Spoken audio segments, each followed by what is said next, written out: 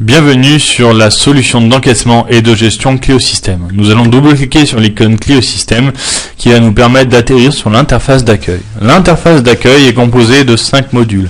La partie caisse qui comprend tout ce qui est gestion de l'encaissement, les statistiques qui va vous permettre de faire vos statistiques journalières, mensuelles, annuelles, comparer plusieurs périodes, le paramétrage de la caisse, l'état du stock à un instant T et la relation client qui va vous permettre donc de gérer tout ce qui est système de fidélité, gestion réservation de table, les comptes clients, créditeurs, débiteurs et la gestion de la livraison. Nous allons commencer par la partie caisse. Nous atterrissons sur une fenêtre d'identification sur laquelle nous allons choisir l'utilisateur et nous allons appuyer sur le petit V de valider. Cette identification va permettre d'autoriser ou d'interdire l'accès à certaines fonctionnalités. L'interface d'accueil est composée de 10 sections en premier visuel. Sur chacun de ces sections, vous avez 50 articles. Chaque article est totalement configurable, c'est-à-dire vous pouvez changer la couleur de l'article, la taille, la police, le prix bien sûr, et vous avez un petit indicateur qui indique l'état du stock en temps réel. C'est-à-dire que là, par exemple, il nous reste 60 chèvres chaudes directement en cuisine.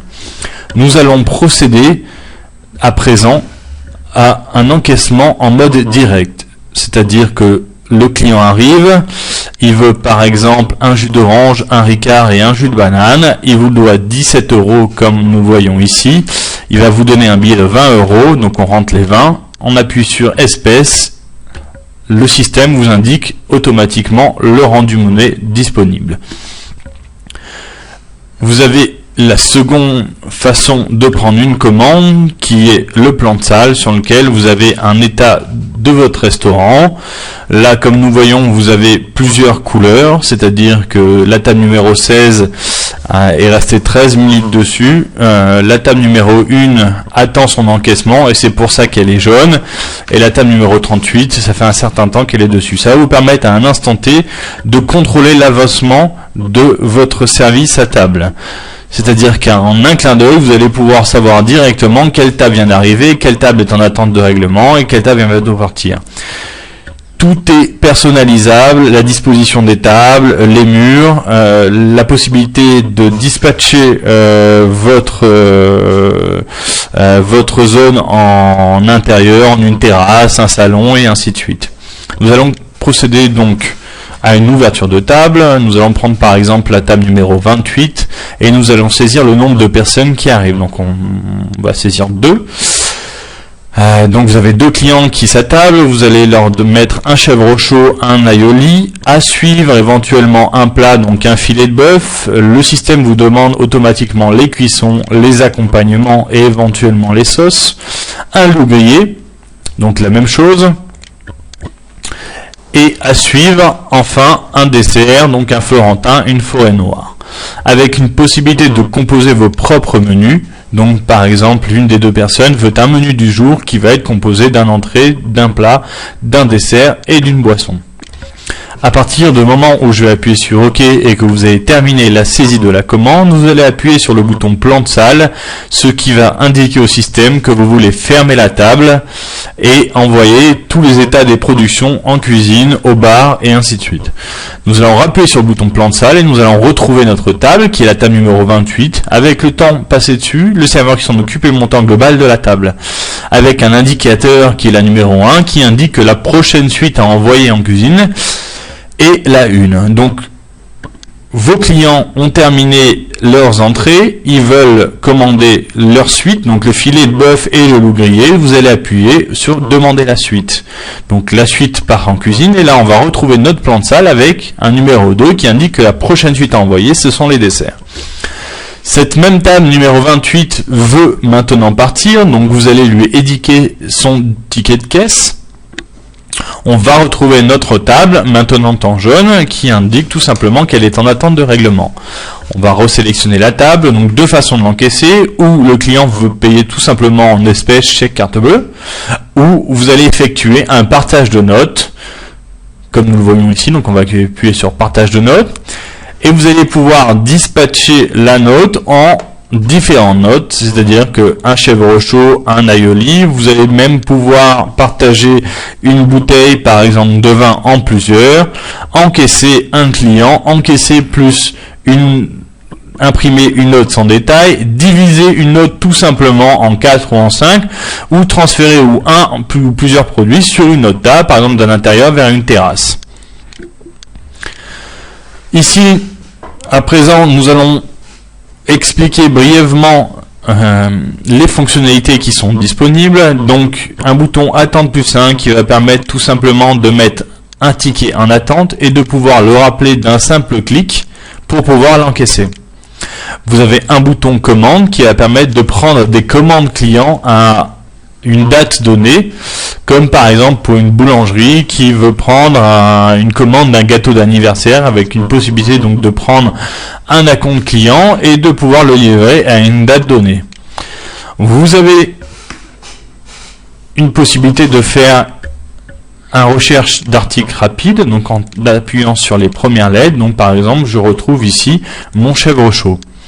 La possibilité d'affecter tout simplement un client à une note ou à une table, donc on va affecter par exemple la société Clio Système, avec une possibilité de déclencher la fidélité, c'est-à-dire que par exemple le client a dépassé les 24 points et donc vous devez lui offrir un café. De réserver une table, donc on va cliquer sur le bouton réserver une table, et voilà, un client vous appelle et veut réserver pour demain, donc la table 18 et 19, on va appuyer sur le bouton réserver, donc tout simplement pour la société Clio Système, le nombre de personnes qui vont venir, la durée avant et après la réservation.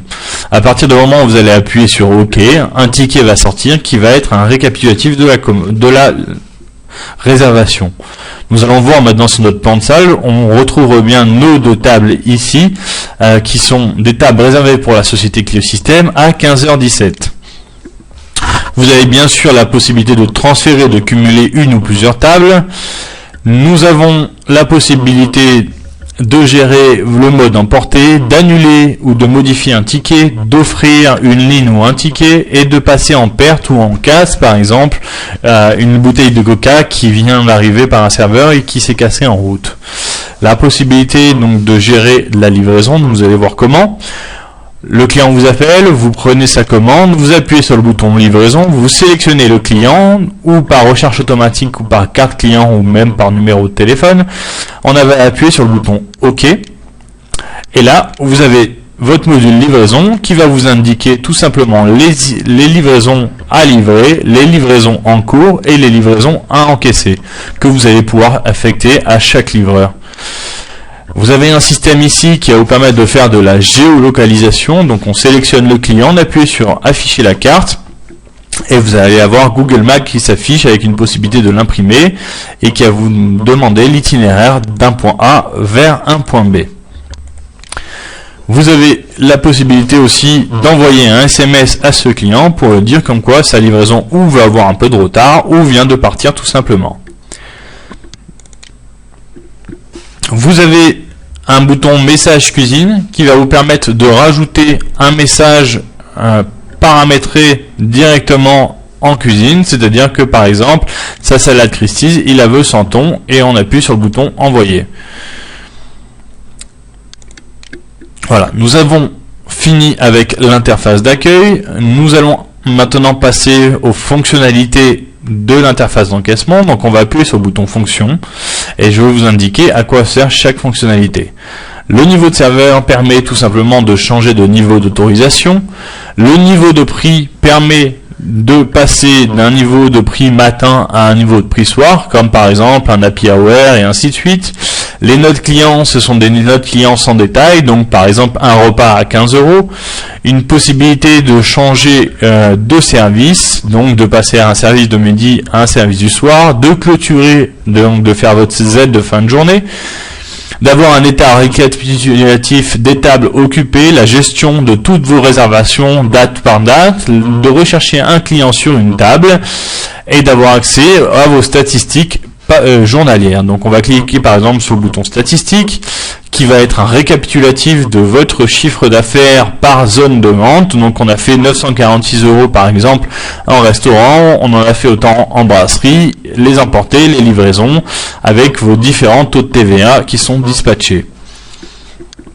Vous avez une possibilité de consulter tous les moyens de paiement, donc de faire une ventilation par moyen de règlement, de visualiser les encaissements par devise, euro, dollar par exemple. Vous avez un journal des ventes qui va récapituler toutes les ventes de la journée avec votre chiffre d'affaires de vente, les marges, les ratios achats et les ratios ventes. Vous avez ici différents types de journaux, le journal des ventes, le journal des sorties, le journal par heure, donc quelle heure vous a rapporté le plus, par plan de salle, par famille d'articles, donc en apéritif, en bière comme j'ai fait, par table et votre hit parade des ventes. Chaque chiffre d'affaires est bien sûr personnalisable par famille, sous-famille, caisse et serveur, avec une possibilité d'exporter vers un logiciel de type Excel. Nous avons vu le journal des ventes, nous allons voir maintenant les lectures par serveur. Les lectures par serveur sont en état à un instant T de chiffre d'affaires que chaque serveur vous a fait. Vous avez ici la bande de contrôle qui permet tout simplement d'avoir un état récapitulatif de tous les tickets de la journée, dispatchés par mode de règlement, par serveur, par total et par caisse. Vous avez une possibilité d'éditer un duplicata ticket, de modifier son mode de règlement en cas d'erreur et d'annuler un ticket. Dans le panel de fonctionnalités, vous avez la gestion des comptes clients. Donc là, nous nous retrouvons, comme vous le voyez bien, sur un listing de clients.